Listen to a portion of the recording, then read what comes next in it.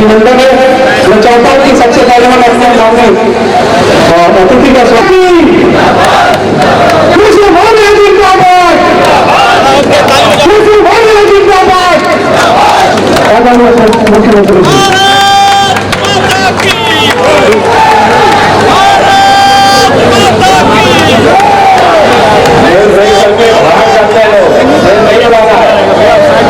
सेवा का आया है।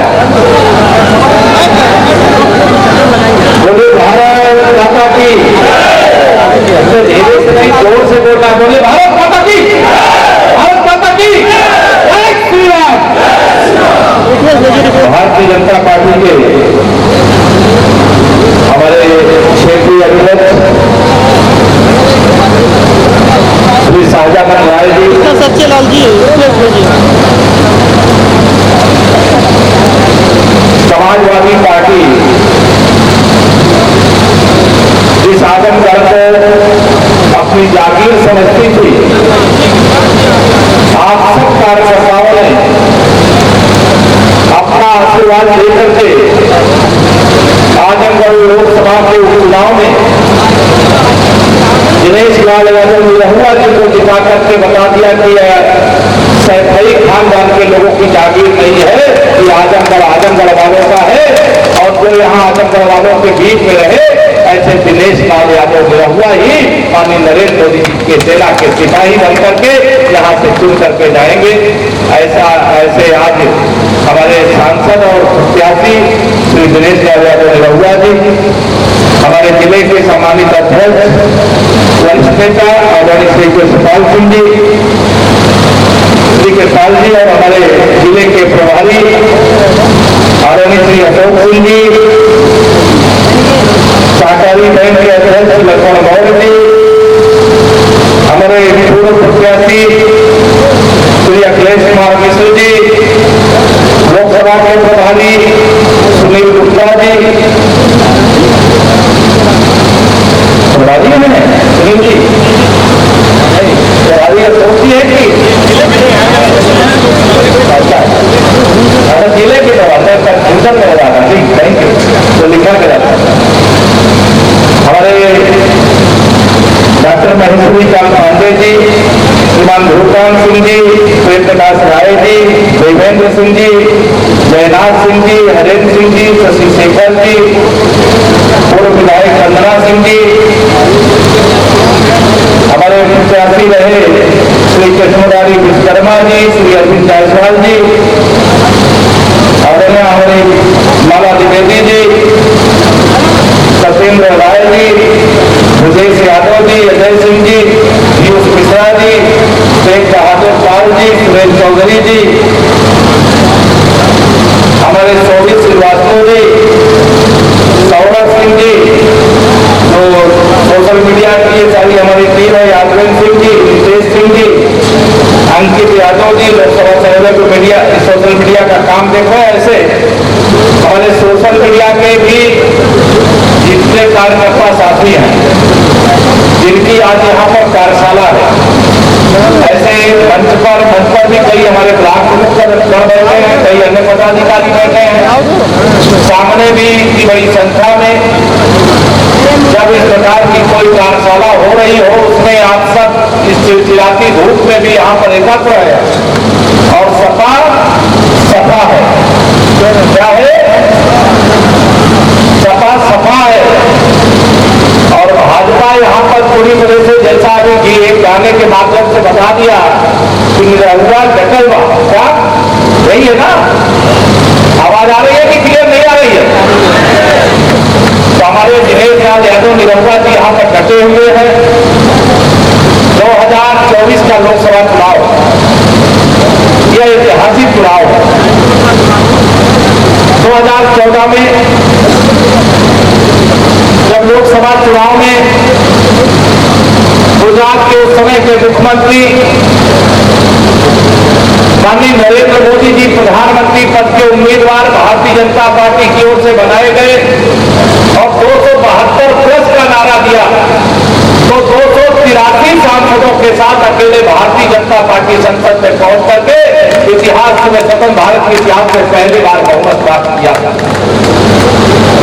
आप सबको मालूम है 2014 के बाद 2017 का विधानसभा चुनाव आया। 2017 के विधानसभा चुनाव में भी 14 वर्ष का वनवास समाप्त हुआ और 325 विधायकों के साथ भारतीय जनता पार्टी ने उत्तर प्रदेश में अपने गठबंधन के साथियों के साथ शानदार वापसी किया और जो 2017 में कमल खिला वो 22 में भी खिला। 2014 और 2017 का चुनाव देख करके सपा, बसपा, कांग्रेस या सारे लोगों को लगा कि भारतीय जनता पार्टी का विजय रथ अलग अलग लड़के नहीं रोका जा सकता। इन्होंने 2019 में गठबंधन कर लिया। सपा, बसपा उस समय तो भारतीय समाज पार्टी भी हमारा साथ छोड़ करके वो चले गए थे, लेकिन यह खुशी की बात है कि आज वो भारतीय जनता पार्टी परिवार का फिर से हिस्सा बने। और अब मैं यह कह सकता हूं कि जैसे 2019 में इन्होंने गठबंधन किया और गठबंधन के कारण थोड़ा बहुत हमें नुकसान भी पहुंचा, लेकिन 2024 में जो सीटें हारे थे वह भी जीतेंगे, जो जीते थे वह भी जीतेंगे। यह लक्ष्य लेकर के हमको मैदान में डटना। 2024 के लोकसभा चुनाव को लेकर के विपक्ष हताश है, निराश है, एक नजरिया है कि हम भारतीय जनता पार्टी के विजय रथ को रोकेंगे। अरे जब तुम सब मिल करके 2019 में नहीं रोक पाए, हम उत्तर प्रदेश में 51% वोटों के साथ 64 सांसद जिताने में कामयाब हुए और जब चुनाव हुआ तो हमको आजमगढ़ और अखिलेश यादव जी के चच्चा आजम खां का रामपुर भी छीन लिए थे, जीत लिए थे, वह भूले नहीं। आप सब परम शक्तिशाली हो,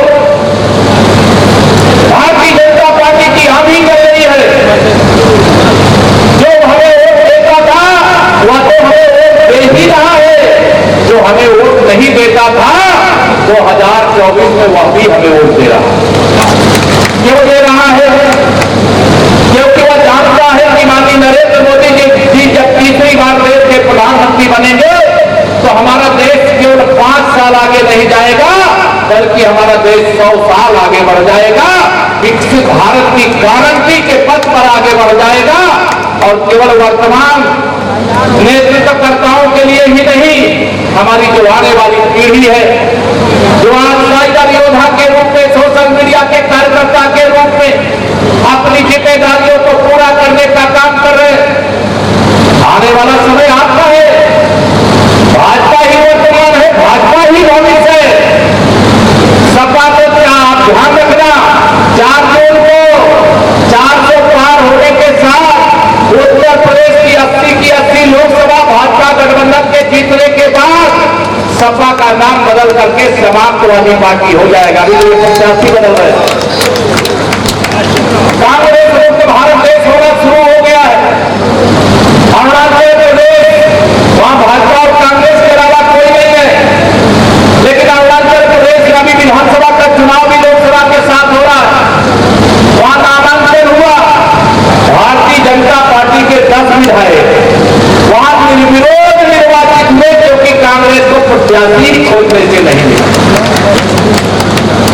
यह शुभ संकेत जब अरुणाचल से हम आ रहे हैं तो यह तो उत्तर प्रदेश के कमल के फूल का गढ़ है, माननीय नरेंद्र मोदी जी का गढ़ है। यही बाबा विश्वनाथ जी के नगरी से वह लोकसभा के प्रत्याशी है, यही से सांसद बनकर के देश का नेतृत्व करने का काम करते हैं। एक भारत श्रेष्ठ भारत की कल्पना करते हुए आज मैं आपको बताना चाहता हूं, जैसे आपने आजमगढ़ का सूखा समाप्त कर दिया और बता दिया कि आजमगढ़ हम जीत सकते हैं, वैसे ही आज यहां मुझे बताते हुए आपको प्रसन्नता हो रही है कि जैसे हम पूरे उत्तर प्रदेश की 80 की 80 सीटें जीत रहे हैं, देश के अधिकांश राज्यों में इंडी गठबंधन का खाता खुलने वाला नहीं। घबराए हैं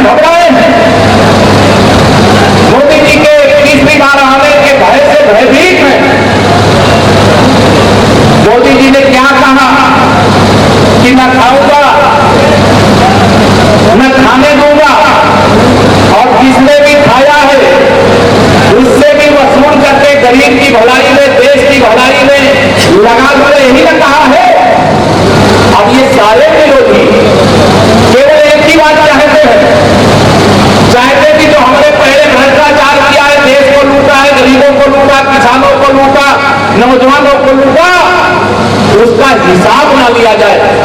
मोदी जी ने कहा जिसने भी देश को लूटा है, जिसने प्रदेश को लूटा है, उनसे मैं पाई पाई वसूल किए बगैर चैन से नहीं बैठूंगा।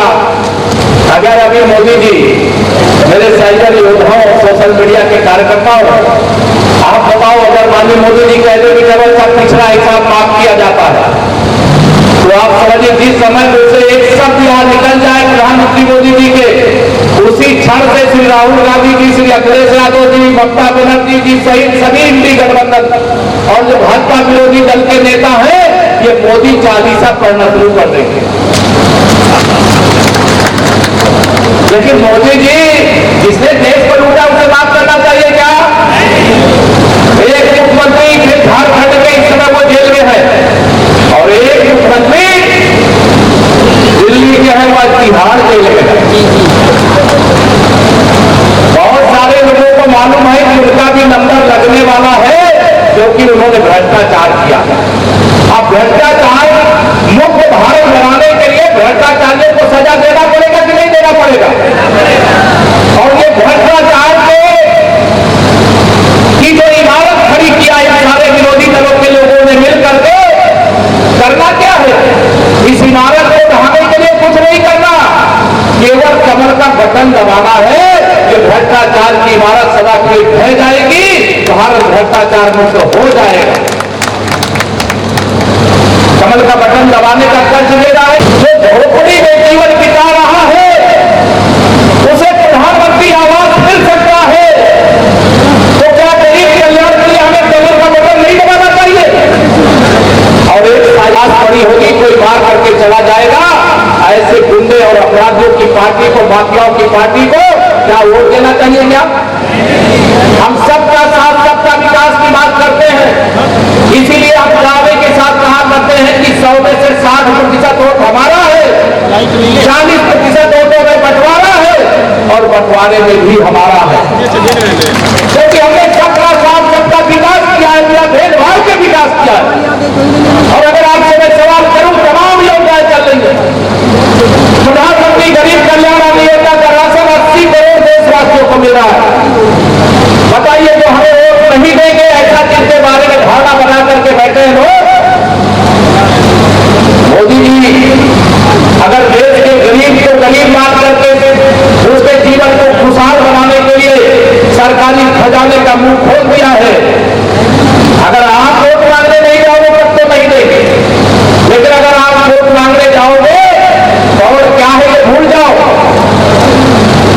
इस बात को, केवल वोट मांगने जाना कि अगर हमने सबका साथ, सबका विकास किया है, फिर एक बार मोदी सरकार बनाने के लिए इस देश को विश्व में नंबर 1 के स्थान पर पहुंचाने के लिए कमर का बटन दबाना है। तो आप बताओ, आप वोट मांगने जाओगे तो मना करने के लिए वो आंख से आंख मिला पाएंगे क्या? जो प्रधानमंत्री आवास पाया है, पहले तो यहां हमारे जो जनप्रतिनिधि